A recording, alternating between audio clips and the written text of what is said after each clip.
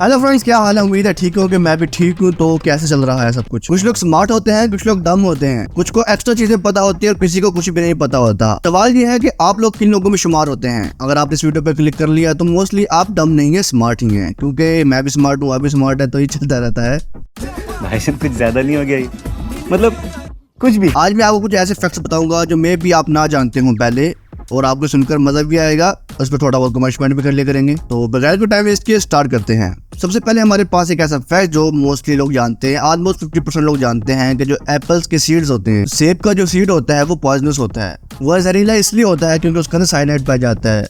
Cyanide एक ऐसा जहर है जिसको खाकर बंदा फौरन मर जाता है। तो सुनने में आता था कि अगर आप 5 सीड खा लें तो आप मर सकते हैं, जो कि गलत है। ये ठीक नहीं है। ठीक ये है कि उसके अंदर वाकई साइनाइड पाया जाता है, लेकिन उसकी क्वालिटी इतनी लो होती है कि आपको 1000 ऑफ सीड्स खाने पड़ेंगे, हजारों सीड खाने पड़ेंगे, उसके बाद आप जाकर मरेंगे। इतना तो कोई भी नहीं खा सकता, तो बेफिक्र हो जाएं। इसके बाद हमारे पास आते हैं बादल। प्यारे बादल, ब्यूटीफुल बादल, कॉटन कैंडी जो हवा में फिर रही होती है, इतने सारे नजर आते हैं, जिनको देखकर दिल खुश हो जाता है। अगर आप किसी गर्म इलाके में हैं तो हम तो बादलों को तरसते रहते हैं। लेकिन सवाल ये है कि जो बादल हमें नजर आते हैं इनका वेट कितना होता है? आपको ये सुनकर हैरानी होगी कि बादल का जो वजन होता है वो एक एयरप्लेन से ज्यादा होता है। जी हाँ। तो सवाल ये बनता है कि अगर ये इतने ही भारी होते हैं तो ये नीचे जमीन पर क्यों नहीं गिरते? तो सीन ये बनता है कि जो बादलों के इर्द की जो हवा होती है वो गर्म होती है और उसकी डेंसिटी भी बादलों से ज़्यादा होती है। तो इस वजह से बादल हवा में तैरते रहते हैं, ज़मीन पर नहीं गिरते। जैसे ही ठंड ज़्यादा होती है और बादलों के जो वेपर्स होते हैं वो पानी में कन्वर्ट होकर बारिश की शक्ल में नीचे आ जाते हैं। ये सिंपल साइंटिफिक फिनोमिना आपको पता होना चाहिए। इसके बाद हमारे पास आता है गेमर डॉक्टर है बेटर इन सर्जरी। वो डॉक्टर जो वीडियो गेम्स खेलते हैं वो बेहतर होते हैं अपने मुकाबले में दूसरे डॉक्टर से। तो पहली बात तो ये है कि गेमर भी और डॉक्टर भी हो पॉसिबल नहीं है, और डॉक्टर्स दुनिया की सबसे खुश मखलूक हैं।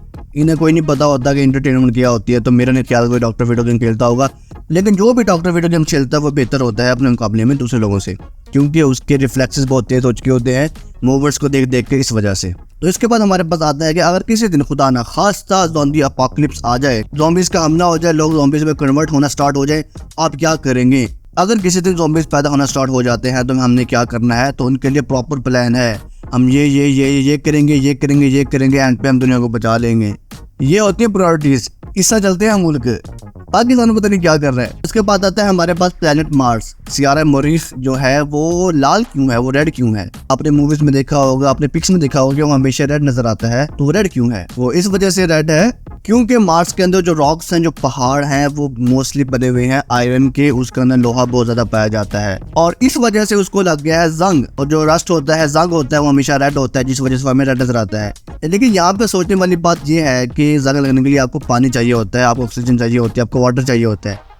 तो मार्स पे वाटर है, इसका मतलब तो ये है सिंपल सा। क्वांटिटी कितनी है ये मैटर करती है। अल्लाह जाने केचप किसको पसंद है। मेरा नहीं ख्याल केचप किसी को ना पसंद है। फ्राइज हो या पिज्जा हो, केचप उस पर डलती है। हाँ, शुरुआत में पर नहीं डाल सकते, वो जरा कल्चर के खिलाफ हो जाती है, अनकल्चरल चीज हो जाती है।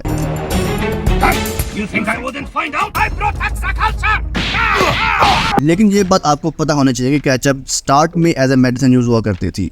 जी हाँ, केचप को एज ए मेडिसिन यूज किया जाता था। केचप को इस्तेमाल किया जाता था डायरिया में और इंडाइजेशन के तौर पर। और जब भी पेट शेट जब खराब हो जाता था तो आपको केचप खिलाई जाती थी। क्या दिन थे। और ये जो बच्चे कंप्लेन कर रहे होते हैं कि साढ़े लाइफ से फन कोई नहीं, साढ़े लाइफ से पैसा ही कोई नहीं, तो सर केचप है ना आपके पास, खुशकिस्मत है आप। हर मुल्क का एक नेशनल एनिमल होता है जो किसी ना किसी चीज को सिंबलाइज करता है। हमारा नेशनल एनिमल है मारखोर। इंडिया का टाइगर है, ऑस्ट्रेलिया का कैंगरू है। मतलब कि उनके इलाके के नेटिव एनिमल्स को मोस्टली जो बहुत ज्यादा फेमस होते हैं उनको नेशनल एनिमल बना दिया जाता है। लेकिन अगर हम बात करें स्कॉटलैंड की तो क्या लगता है आपको स्कॉटलैंड का नेशनल एनिमल क्या होगा? सोचें, क्योंकि मेरा ख्याल आप वहां तक पहुंच सकते हैं, क्योंकि उसका नेशनल एनिमल है यूनिकॉर्न। जी हाँ, वो यूनिकॉर्न जिसके 2 पर होते हैं, सर पे सिंग होता है, वो उड़ सकता है। जी हाँ, वो उसका नेशनल एनिमल है। मुझे नहीं पता क्या सोचकर उन्होंने ये रखा था। मे भी प्रेसिडेंट की बेटी ने कहा हो आई लव यूनिकॉर्न, तो उसने कहा ठीक है, आज से हमारा नेशनल एनिमल यूनिकॉर्न ही होगा। लोग गुस्सा करते हैं, मजाक उड़ाते हैं, कोई मसला नहीं है, यूनिकॉर्न इज यूनिकॉर्न। और कौन हिट कर सकता है यूनिकॉर्न को? नहीं सोचा होगा, पता नहीं।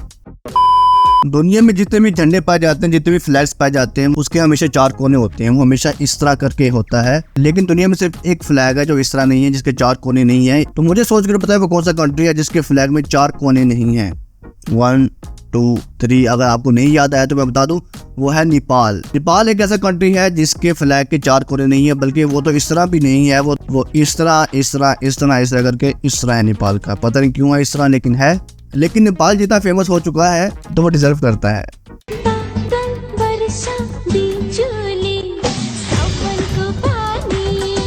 इसके बाद हमारे पास आता है कि दुनिया का सबसे बड़ा जानवर कौन सा है। कोई हाथी बोलेगा, कोई गेंडा बोलेगा, कोई रेनो बोलेगा, कोई कुछ जिराफ बोलेगा, कुछ भी बोलेगा, लेकिन दुनिया का सबसे बड़ा जानवर है वेल, ब्लू वेल। इन्फॉर्मेशन ये नहीं थी कि वेल दुनिया की सबसे बड़ी जानवर है, इन्फॉर्मेशन ये थी कि वेल की जो टांग होती है, वेल की जो जुबान होती है, वो हाथी से ज्यादा वजनी होती है।